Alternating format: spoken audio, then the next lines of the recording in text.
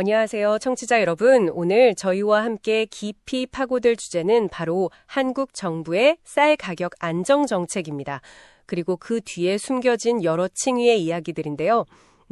정부는 왜 쌀 시장에 개입하고 또 그 노력은 어떤 결과를 낳고 있을까요? 네, 아주 중요한 질문입니다. 이 질문에 답하기 위해서 여러분이 보내주신 두 가지 자료를 저희가 좀 면밀히 살펴봤습니다. 하나는 2015년 이후 정부가 공공비축미, 그러니까 쌀값 안정 같은 목적을 위해 미리 사서 비축해둔 쌀이죠. 이걸 시장에 풀어온 현황하고 그 과정에서의 손익을 분석한 보고서고요. 네, 그 보고서가 있었고. 다른 하나는 수확기 쌀값을 보장하는 것이 왜 중요한지 그 필요성을 다룬 글입니다. 맞습니다. 농민들 입장에서 쓴 글이죠. 네, 그래서 오늘 저희 목표는 이 자료들을 통해서 정부 정책이 실제로는 어떻게 작동하는지, 그리고 그 파급 효과, 특히 농민이나 또 유통업자에게 미치는 영향은 뭔지 좀 구체적으로 살펴보고 또 제시된 해법들의 실효성까지 한번 따져보는 겁니다. 네, 좋습니다. 한번 깊게 들어가 보죠. 자, 그럼 본격적으로 이야기를 풀어가 볼까요? 우선 가장 기본적인 질문부터 시작해야 할 것 같아요. 정부는 왜 힘들게 비축해둔 쌀을 시장에 내놓는 걸까요? 가장 표면적인 이유는 역시 말씀하신 대로 쌀 가격 안정이죠. 가격 안정, 네. 물론 굴장미 확보나 취약계층 지원 같은 목적도 있긴 합니다만 가장 빈번하게 작동하는 건 시장에서 쌀값이 단기적으로 너무 오를 때 정부가 개입해서 가격을 좀 낮추려는 시도라고 볼 수 있습니다. 네, 자료 1에 나온 방출 현황을 보면 그 흐름을 좀 볼 수 있겠더라고요. 예를 들어 2016년 7월에는 20kg 포대당 한 38,000원 수준에서 약 12만 톤을 방출했고, 네, 그때 방출량이 꽤 많았죠. 그리고 비교적 최근인 2025년 4월에는 46,000원 수준에서 11만 톤 방출을 가정하는 그런 시뮬레이션 데이터가 있더라고요. 물론 이건 실제 시장 상황에 따라서 달라질 수 있는 추정치라는 점은 감안해야겠죠. 그렇죠. 시뮬레이션이니까요. 하지만 해마다 방출되는 양이나 가격이 계속 변동한다는 점은 분명해 보입니다. 맞아요. 근데 여기서 정말 주목해야 할 지점이 있다고 하셨죠. 네. 바로 정부가 쌀을 사들이는 가격, 그러니까 수매 가격하고 시장에 다시 내놓는 가격, 방출가 사이의 그 차이입니다. 격차죠. 아, 수매가량 방출가? 네. 정부는 종종 농가 소득을 일정 수준 보존해 주려는 목적 때문에 시장에서 형성되는 가격보다 좀 더 높은 가격으로 쌀을 사들이는 경우가 많습니다. 가령 이제 자료에 나온 2023-24년 예시를 보면 80kg 한 가마에 19만 3천 원을 주고 사들였어요. 19만 3천 원. 꽤 높네요. 네. 그런데 막상 가격 안정을 위해서 시장에 방출할 때는 그보다 낮은 가격, 같은 해 기준으로 80kg당 17만 3천 원에 팔았다는 겁니다. 그러니까 사올 때보다 더 싸게 판다는 거군요.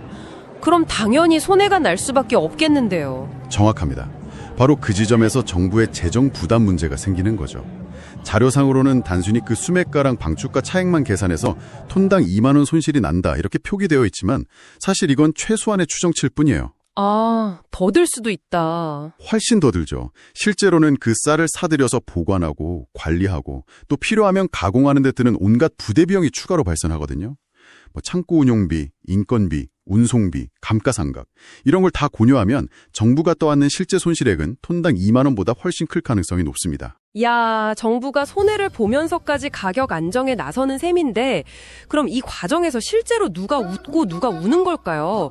이 구조가 뭔가 좀 의도치 않은 결과를 낳고 있는 건 아닌지 궁금해지네요.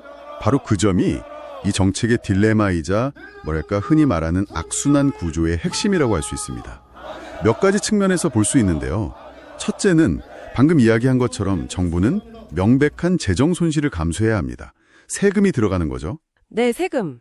둘째는 시장의 유통업자들, 특히 좀 자금력이 있는 일부 대형 유통업자들은 정부가 수매가보다 낮게 방출한 쌀을 비교적 싼 값에 확보할 기회를 얻게 되는 거죠.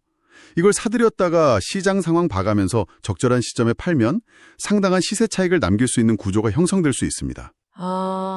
정부의 가격 안정 노력이 본의 아니게 특정 유통 주체에게는 이익을 얻을 통로를 열어주는 셈이 될 수도 있군요. 네, 그런 면이 있죠. 정부가 가격을 낮추려고 푼 쌀이 오히려 유통 단계에서 차익 실현의 기회가 될 수도 있다는 말씀입니다. 특히 쌀 가격 변동성이 클 때는 이런 차익 거래 요인이 더 커질 수 있고요. 그렇군요. 그리고 가장 중요한 세 번째 측면은 바로 농민입니다. 농민, 네. 정부가 비축미를 시장에 자주 그리고 대량으로 방출하게 되면 시장 전체의 쌀 공급량이 늘어나면서 가격이 낮게 유지되거나 심지어 하락할 가능성이 커집니다.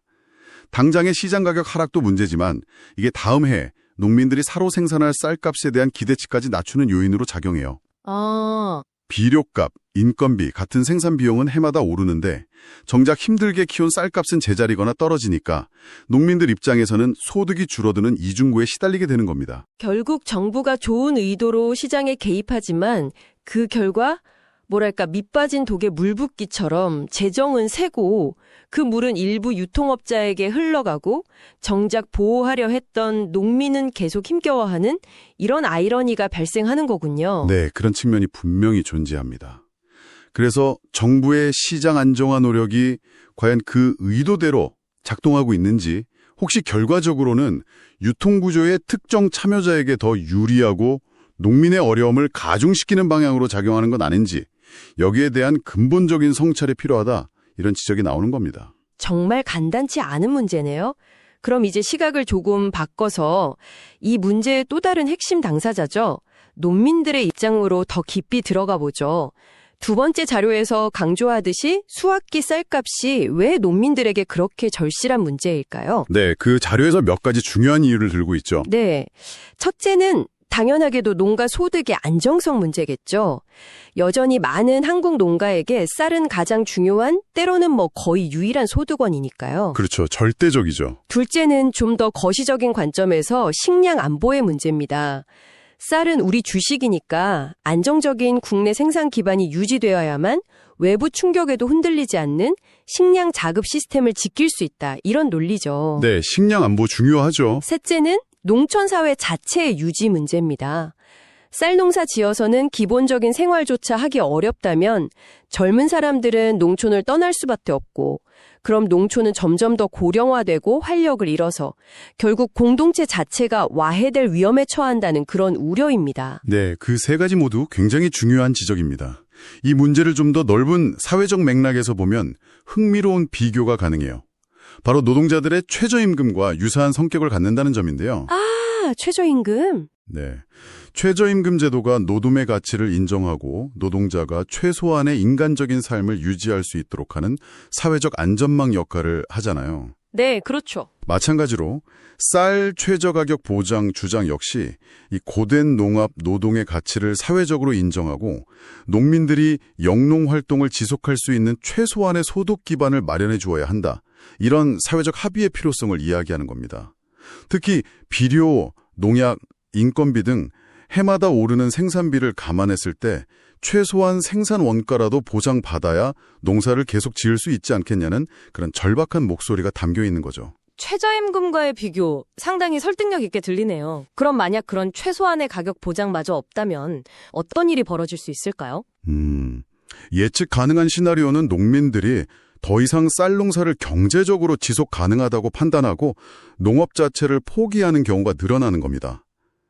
당장은 개별 농가의 문제처럼 보일 수 있지만 이런 현상이 확산되면 장기적으로는 국내 쌀 생산 기반 자체가 심각하게 약화될 수 있습니다. 기반 자체가 무너질 수도 있군요. 그렇죠.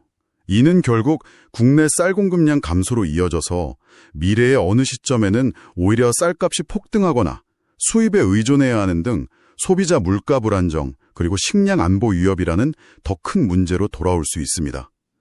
그러니까 농민 보호는 단순히 농민만을 위한 것이 아니라 우리 사회 전체의 안정과도 연결된 문제라는 인식이 필요한 거죠. 여기서 정말 흥미로운 지점으로 연결되는 것 같습니다.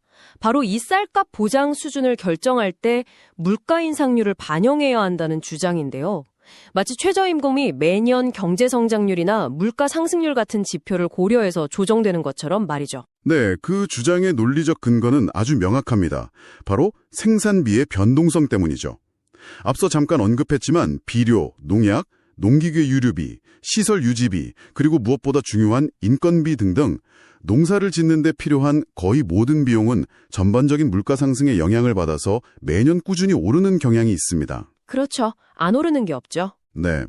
그런데 만약 정부가 보장하는 쌀 가격이나 수매 가격이 이러한 생산비 상승 추세를 제대로 따라가지 못한다면 어떻게 될까요? 농민이 받는 명목상의 소득은 그대로일지 몰라도 그 돈으로 실제 구매할 수 있는 재화나 서비스의 양, 즉 실질 소득은 계속해서 줄어들게 됩니다. 아, 물가는 오르는데 버는 돈은 그대로니까 실제로는 가난해지는 효과가 나타난다는 거군요. 바로 그렇습니다.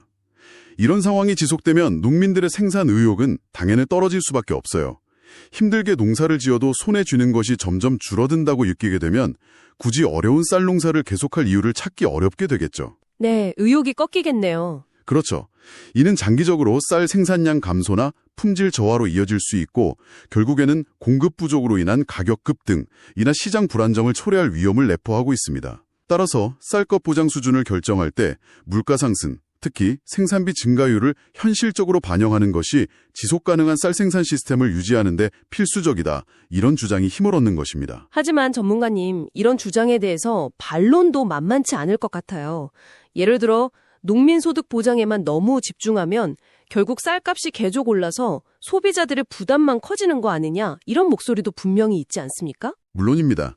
그것이 바로 이 정책 결정 과정에서 가장 어려운 지점, 즉 균형점을 찾는 문제입니다.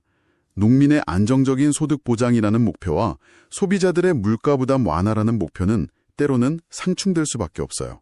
그렇죠.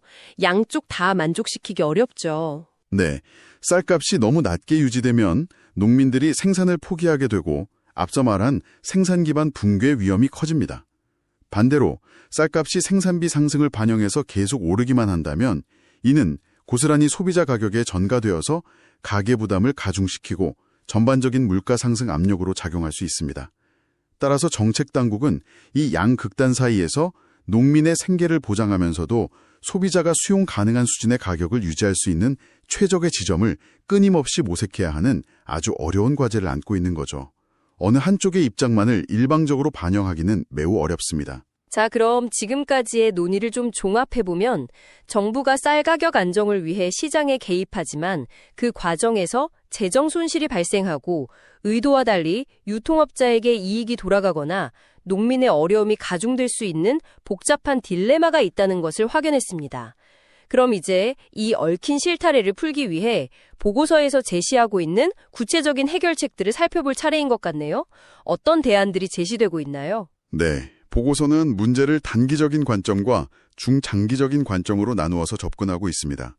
우선 비교적 빠른 시일 내에, 그러니까 1, 2년 안에 효과를 볼 수 있는 단기 대책부터 살펴보면요.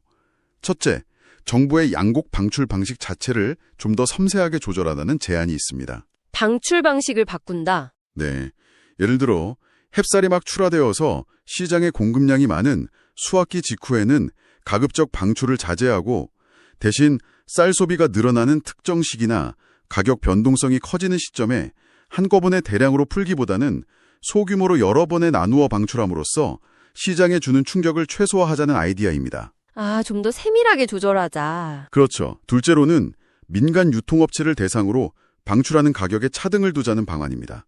모든 유통업체에 동일한 가격으로 공급하는 것이 아니라 상대적으로 자금력이 부족한 영세상인이나 소규모 가공업체에는 조금 더 유리한 가격을 적용하고 반면에 대규모 자본을 가진 대형 유통업체에는 시장 가격에 좀 더 근접한 가격으로 판매하는 방식입니다.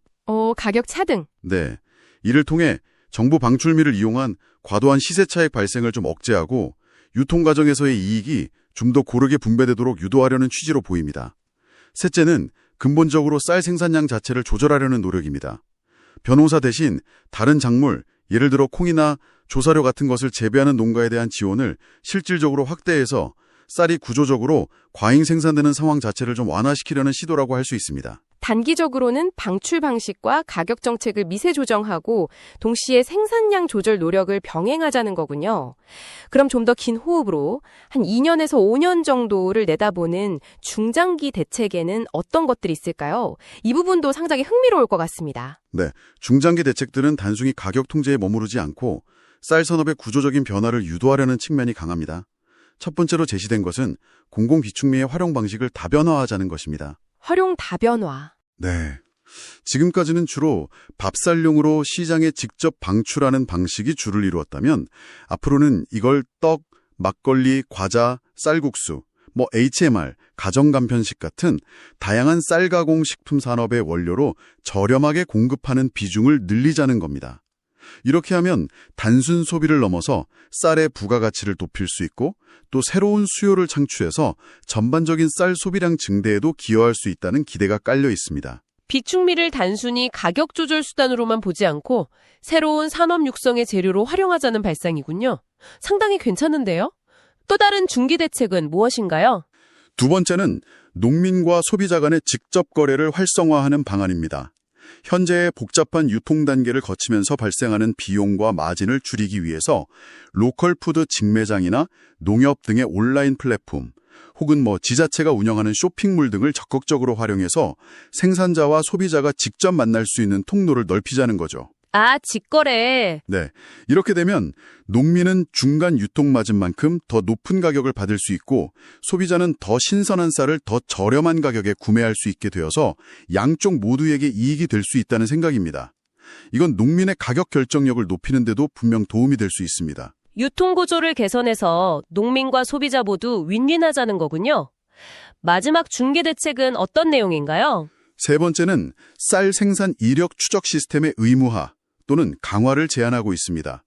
이 쌀이 어느 지역에서 어떤 농민이 어떤 방식으로 재배했는지 소비자가 투명하게 알 수 있도록 정보를 공개하자는 것입니다. 이력 추적제. 네, 이건 단순히 안전성에 대한 신뢰를 높이는 것을 넘어서 지역별, 품종별 혹은 친환경 재배 여부 등에 따라 쌀의 품질을 차별화하고 그 가치를 인정받아서 농가 스스로가 더 나은 가격을 요구할 수 있는 근거를 마련해 줄 수 있습니다.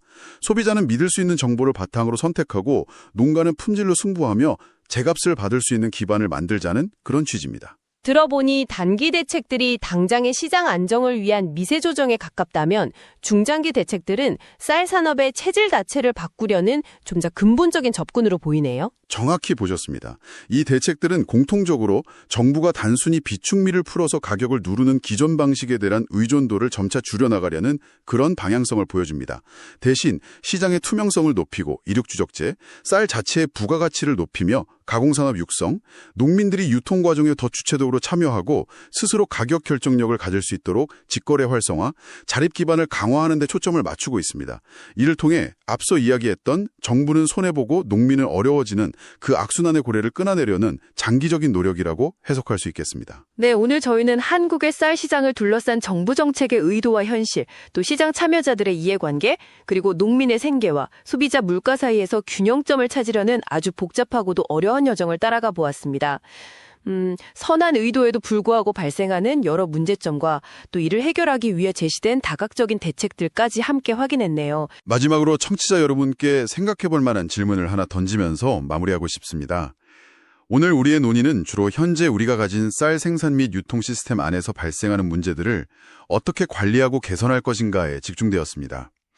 하지만 자료에서도 쌀 가공식품 산업 육성 등을 통해서 소비 패턴 변화에 대응하려는 움직임을 엿볼 수 있었는데요. 네, 그랬죠. 더 장기적인 시각에서 보면 우리 사회의 식습관이 계속 변화하고 있고 1인당 쌀 소비량이 구조적으로 감소하고 있는 큰 흐름을 외면할 수는 없습니다.